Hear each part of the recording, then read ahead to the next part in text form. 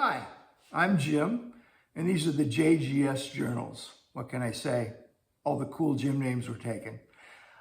This little channel is about providing you with some hints and helps to make your life a little less stressful and a little less annoying.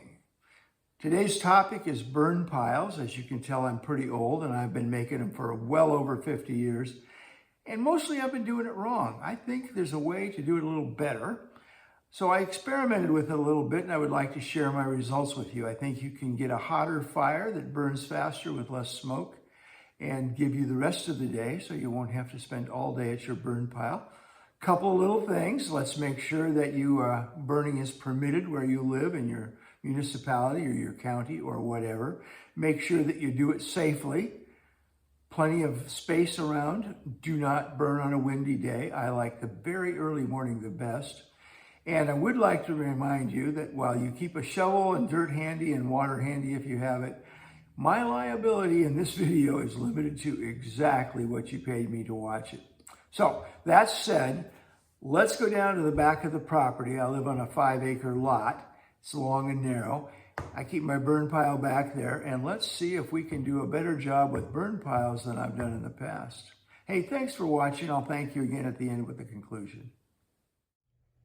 This fire is a little smaller than usual, but it really illustrates how to put the fire together in such a way to get a hot, fast fire. Notice the first thing you see is the ditch. I like the ditch to be about 1 foot deep and about as long as the pile. That's going to supply air to the bottom of the pile and really encourage rapid hot burning. Across the ditch, I stack the bigger material, like so.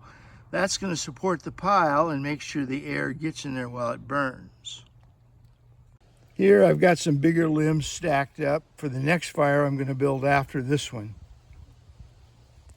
Across those big sticks or beams or whatever you call them on the ditch, I lay smaller sticks in the opposite direction.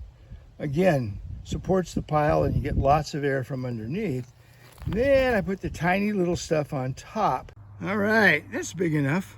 No sense being greedy. We'll light it off tomorrow when the wind's low. Let's throw in a little diesel to get things started. I don't know, less than half of a coffee can full. I probably put too much in there. This is the easiest way to light your fire. And you get this. So that's the diesel doing its thing, and you notice it is just sucking the air right out of the pit. So we got a pretty good pile going, lots of air, and we get a nice hot flame. So I'm not anticipating a lot of smoke. Yeah, it's been about 15 minutes, maybe a little less since we lit it off. Pile's collapsing in, still plenty of oxygen, burning clean. Just a matter of sitting here and make sure it stays in the pit where it belongs. As you can see, we're getting down to the end of the fire. All the brush and the sticks and the twigs are done. All that's left is the cross beams or the logs that go across the ditch. And they're burning pretty rapidly. Some of them are green, but they have plenty of air underneath. And for now, I just need to curate the fire a little bit and keep sticking things back into the middle. Well, I lit this fire off this morning about 9 o'clock. I was late because I was waiting for the wind to go down. But it has burned all the way down to this. Kind of hard to see because it all fits together with the camouflage shadows. But I'm going to spread this out, then dump 5 or 6 gallons of water on it. Well, that's about it for how to build a better burn pile.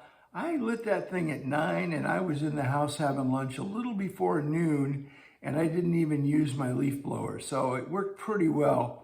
And I built 5 or 6 fires that way now, and I'm really happy with it. In future topics, if you want to subscribe, we're going to be looking at easier ways to get the hair out of your spouse's bathroom sink drain. That's always a pleasant job. And I got a little piece coming up on how colorblind people like me, that's 8% of the men in the world, can tell the difference between red and green LED lights. So I want to thank you for watching. Till next time.